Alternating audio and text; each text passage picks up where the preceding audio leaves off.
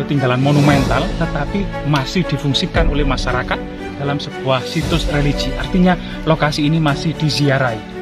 Jadi diduga memang ini adalah sebuah pertapaan yang memang sengaja dibangun di bawah batu besar.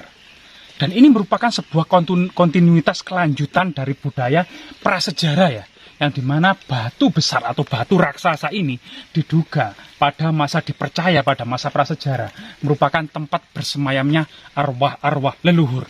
Nah, disitulah kemudian kekeramatan dari batu besar. Kemudian berlanjut pada masa era kuno, di mana ada jejak-jejak kekunuan, semacam balok-balok batu candi, pinggiran-pinggiran candi, dan motif-motif yang cukup banyak. Ada gunungan gitu ya, dan juga banyak beberapa motif yang lainnya, termasuk sulur-suluran dan ceplok atau bunga-bungaan.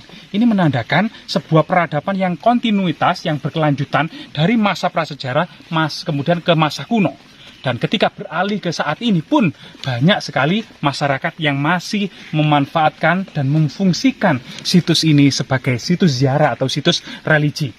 Pada masa kerajaan Majapahit gitu ya, diduga situs ini memiliki 4 fungsi. Yang pertama adalah pertapaan, yang kedua adalah pemujaan kepada Parwata Girinata, atau waktu itu adalah dewa gunung gitu ya. Karena pada masa Singosari dan Majapahit ini banyak sekali raja-raja yang yang menobatkan diri dengan nama-nama gunung atau sebagai kemudian wakil dewa gunung di dunia. Misalnya Sailendrawangsa, Prawata Nata, Girinata, ya, Girisa Wardana, Girindra Wardana. Ya, Girisa Wardana dan lain sebagainya, ini merupakan nama-nama gunung yang artinya memang perkembangan pada masa-masa akhir Majapahit ini tentang sebuah kepercayaan lokal gitu ya, prasejarah, pemujaan kepada gunung dan batu besar bangkit kembali.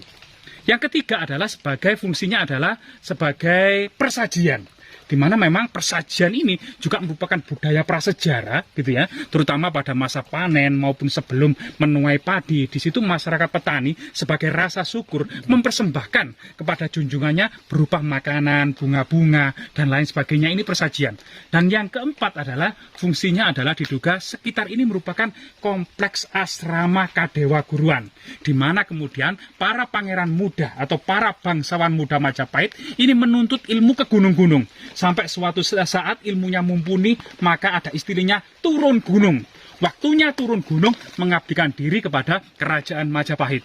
Bahkan selain kemudian asrama Kadewa Guruan, juga merupakan asrama Partapa, yang dimana tujuan para pensiunan Majapahit untuk menyempurnakan catur asrama. Yang pertama Brahmacarin, tahapan mencari ilmu. Yang kedua adalah Grahasta, berumah tangga.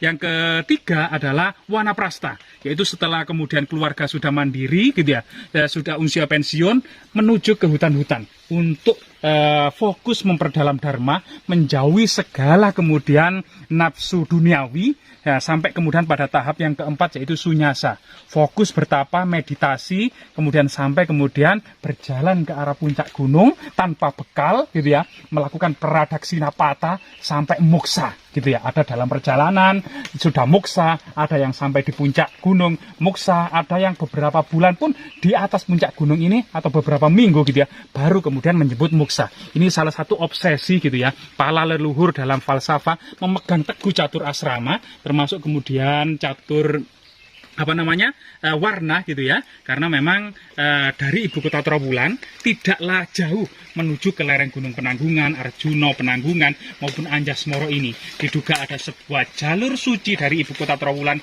menuju lereng-lereng gunung ini yang dikenal dengan jalur suci atau Tirta Yatra, yaitu pejalan suci membawa air amerta, atau Dharma Yatra, yaitu pejalan suci dalam melakukan sebuah mencari dharma atau kebenaran. Disitulah kemudian situs-situs yang sangat luar biasa sekali ini gitu ya, kita lihat memang sampai saat ini itu belum ada perlindungan tulisan cagar budaya. Ini sangat miris sekali karena Balai Pelestarian Kebudayaan itu ada di Trowulan, di Mojokerto ini, dan ini di lereng-lereng gunung ini masih begitu kurang terperhatikan, dan semoga kedepannya ini lebih baik lagi ya, ada perhatian dari pemerintah, ada kemudian perhatian dari kita semua komunitas-komunitas untuk mengedukasi, mengeksplorasi situs-situs peninggalan leluhur ini yang sangat monumental tentunya, dan kita bisa mempelajari bagaimana kemudian Majapahit bisa bangkit yang akan menjadi pelajaran bagi kita semua untuk melanjutkan kembali kejayaannya. Jas merah, jangan sekali-kali melupakan sejarah.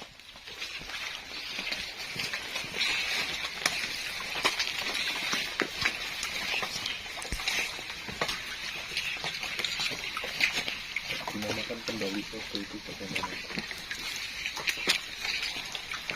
Ya, jadi nama-nama situs-situs yang ada di lereng Gunung Penanggungan, di Gunung Welirang, Arjuna ini merupakan nama-nama pada awal ditemukannya sekitar tahun 1930-an, itu ya, awal ketika pemerintah kolonial Belanda memang ekspansi perkebunan kopi.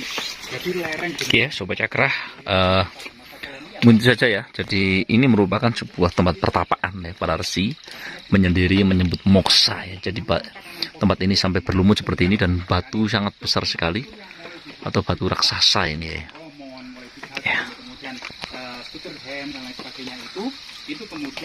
Oke ya, Sobat Cakra Panorama, itu saja yang dapat kami sampaikan ya. Kurang lebihnya kami mohon maaf. Saya kira assalamualaikum warahmatullahi wabarakatuh. Salam Rahayu, salam budaya.